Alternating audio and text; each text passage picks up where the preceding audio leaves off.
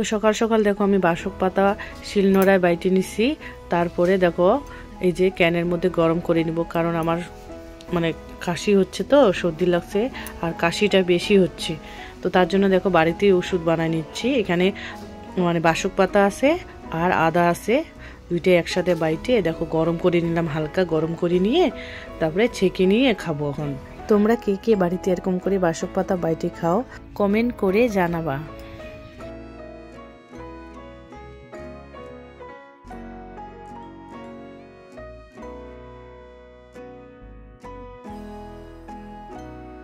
তো সবাইকে good morning.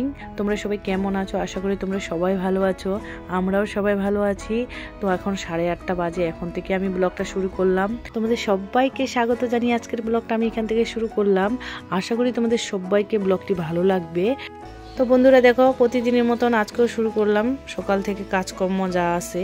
তো সকালবেলা তোমরা তো দেখলাই আমি বাসক পাতার রস খাইলাম। তো খাওয়ার পর আধা ঘন্টা আমি রেস্ট মানে কিছু খাই নাই, তারপরে চা মুড়ি বিস্কুট খাইলাম। তোমরা তো সবাই জানো কালকে আমার শাশুড়ি মা ননদের বাড়ি গেছে। তো ননদের বাড়ি তো কালকে ছিল না, চলে আসছে বাড়ি। সকাল 10টায় গেছে, রাত্রি মানে সন্ধ্যা 7টার আগেই চলে আসছে। তো আজকেও একজন যাইতে লাগবে, কারণ আমার ননদের শ্বশুরের বছর কি আজকে, তার জন্য একজনকে তো যাইতেই লাগবে। তো দেখি কে যায়, শ্বশুর যায় না শাশুড়ি যায়। তো নিমন্ত্রণ রক্ষাটা করতেই লাগবে। তো তোমাদের সাথে কথা বলতে বলতে দেখো আমার অনেকটা কাজ হয়ে গেল। তো এখানে আমার শাশুড়ি শ্বশুর আমার সবারই কাপড় ভিজানো ছিল একসাথে।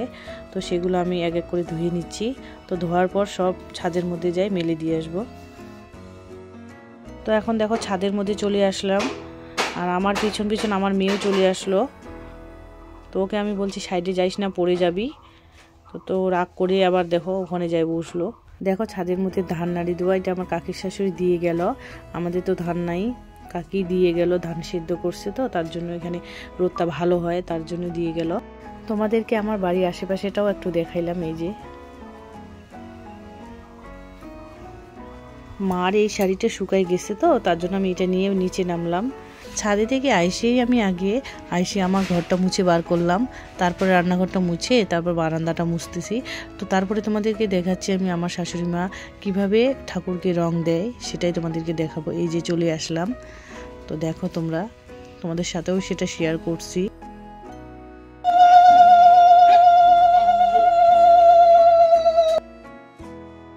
দেখো এখানে শাশুড়ি মা সব রঙগুলো থালের মধ্যে নিয়ে তারপর সব ঠাকুরকে দিচ্ছে। তো তোমরা কিভাবে দাও কমেন্টে জানাবা, আর আমরা তো এইভাবেই দিই। তো দেখো এখন সূর্য দেবতাকে প্রণাম করে নিবে। এখন আমার ঘরে আসলো, সব ঘরেই একটু একটু করে মানে রং দিবে। এখন আমার ঘরে দিবে, তারপরে রান্নাঘরে যাবে, তারপরে আমার শাশুড়ি মায়ের ঘরে যাবে, সব ঘরেই দিবে। তো সকালবেলা শাশুড়ি মার তো চা খাওয়াটা হয় নাই, কেন পূজা দিল তারপরে মানে চাটা খাবে, তার জন্য আমি চা এখন গরম করে দিলাম। তো এখন চা আর মুড়ি খাচ্ছে, আর তোমাদের দাদা ভাইও পাশে বসেই চা খাচ্ছে। আর বিছানাটা আজকে আমি এখনও তুলি নেই, জানো কেন? তোমাদের দাদা ভাই নাইট করে আসছে, ও তো ঘুম থেকে উঠলোই এখনই।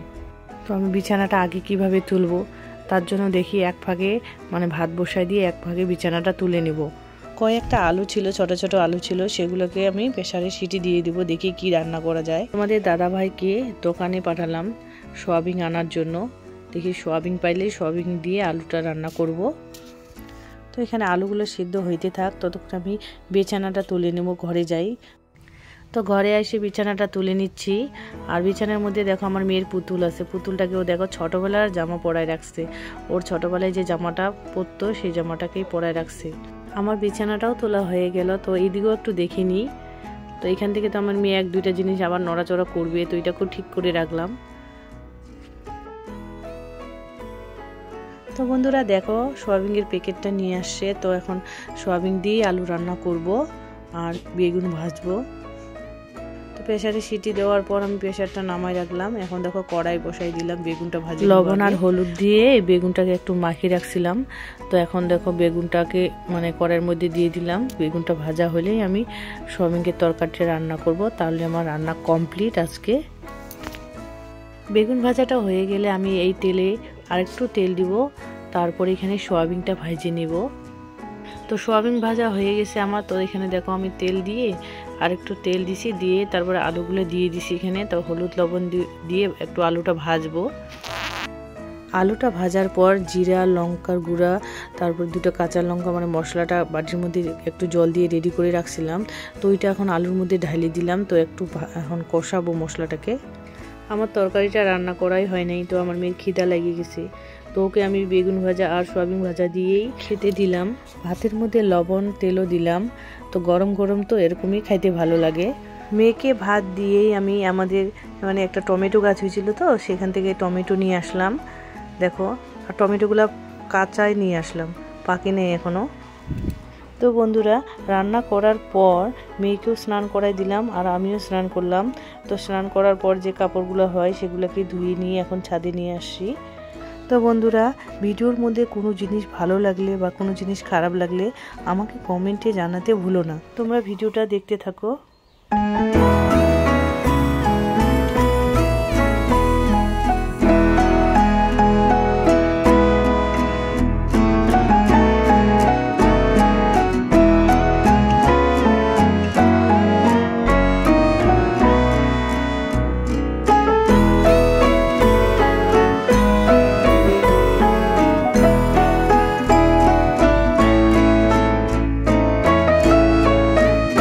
সবারই দুপুরবেলা খাওয়া দাওয়া হয়ে গেছে।